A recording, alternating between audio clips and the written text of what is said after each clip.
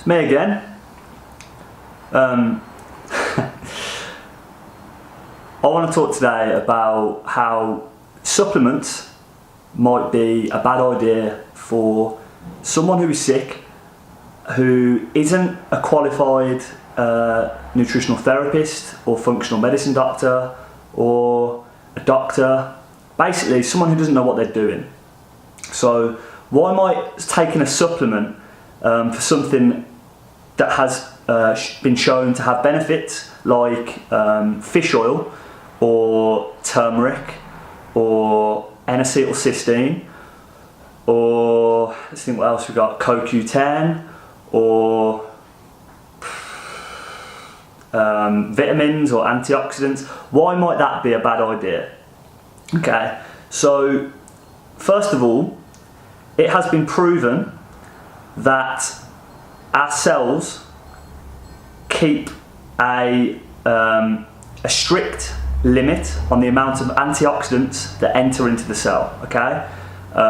So no matter how much antioxidants you put into the system, your cell will keep them regulated no matter what. So the amount of money you're spending on these vitamins and supplements, most of it is piss or shit or breath or sweat, wherever it gets excreted, okay? So most of it is just vulnerable people not knowing what they're doing, pissing away all their money, okay?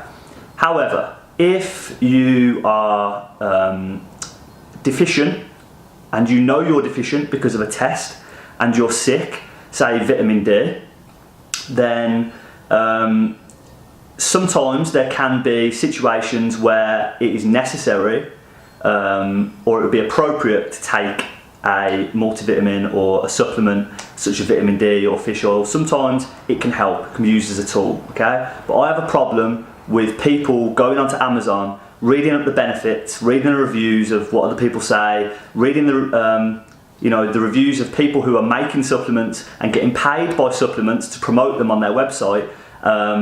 And they never say things like, oh, it's going to cure your disease, but they do enough to get people who are desperate, who are really sick and have symptoms, who just want to get rid of the fucking problem, to just go and spend their money. Quick, let's try it, okay?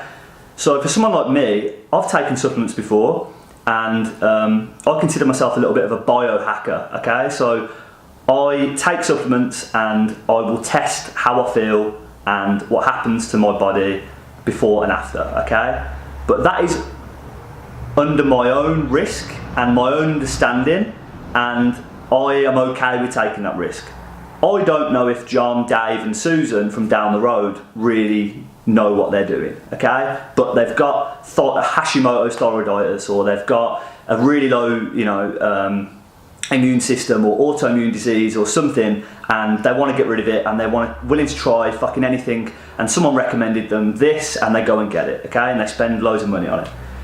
That is an issue for me, okay? So number one, the body has its own regulation for our antioxidants. If you're deficient, yes, it can help for a certain amount of time, but the body's got its own, nature has its own wisdom, okay? And we don't need to fucking interfere with it. Sometimes it's necessary if you're really deficient, but the cell keeps a tight regulation on the amount of antioxidants that are allowed in, so we shouldn't be fucking around with that if you're not deficient, okay, or there's no reason to do it. Second of all, oxidants, which antioxidants bind to, and basically we think of oxidants or free radicals, as they're called, as problems, okay? We see that as the root cause of inflammation. Yes, chronic reactive oxygen species or oxidants are heavily associated with inflammation, yes, and they do cause inflammation.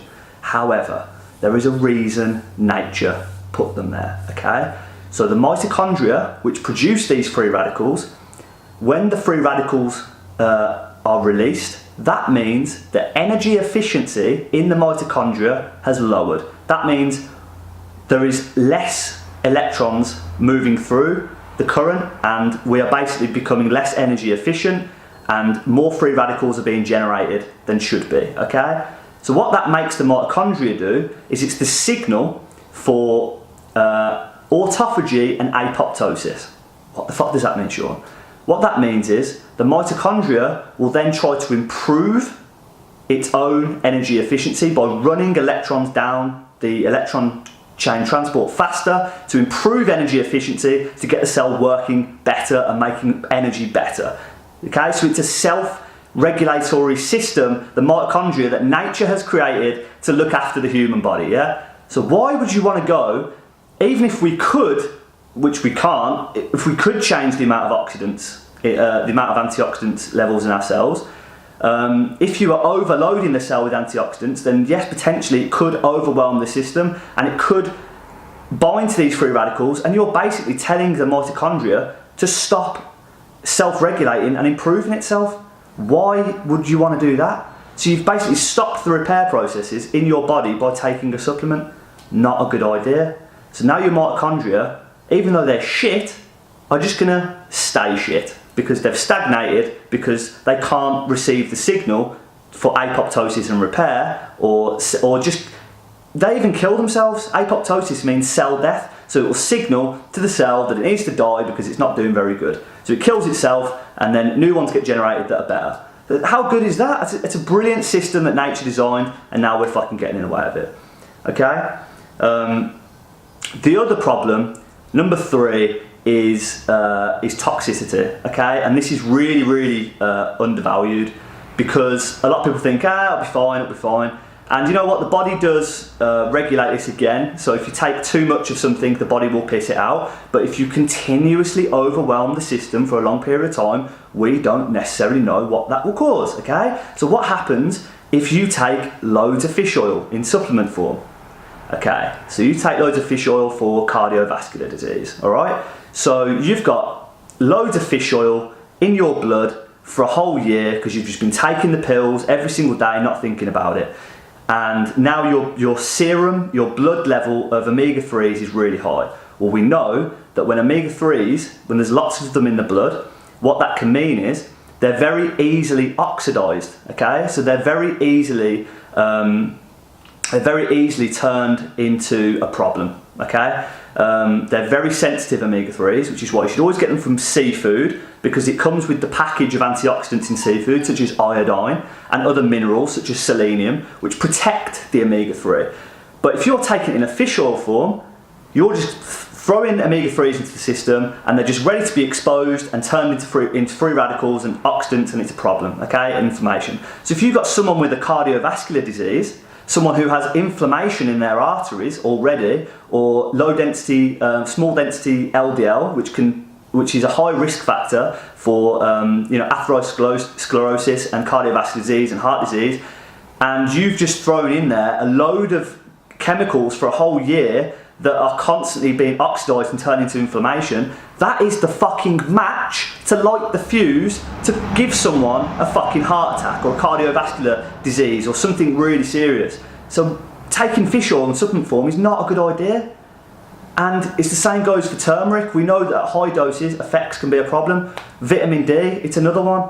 We don't fully understand the toxicity. There is an upper level of toxicity. Vitamin A, which is always put into supplements, into multivitamins, that is very, very toxic. In third world countries, we've had to stop giving pregnant women injections of vitamin A because it can kill the baby, because it is so toxic. I'll actually be talking about vitamin A later on, because that links to the circadian rhythm, because vitamin A is actually what absorbs the light, and when it breaks free from the photoreceptor, which it's bound to, which is why, you know, they always say eat your carrots to see, because we use vitamin A to actually absorb light so we can see. When that splits apart, vitamin A is so toxic and so volatile that it will actually destroy cell membranes, cell function, cell signaling. It raises calcium, and it actually leads to cell death and cytotoxicity, okay? So vitamin A is a big fucking problem with the circadian rhythm and the fake light, yeah? But for now, just for this video, focus on the fact that taking multivitamins and supplements when you don't know what you're doing is a big fucking problem. That is why I don't like supplement makers and these paleo leaders and all the, as I said in the other video, monsters and deceitful bastards in the Black Forest, right? Who, when people are walking through this forest, trying to get themselves well, innocently trying to improve their life, they get taken advantage of by these people, and they don't know what they're doing, okay? And it's a big, big problem. All right, that's all I've got to say. Thank you.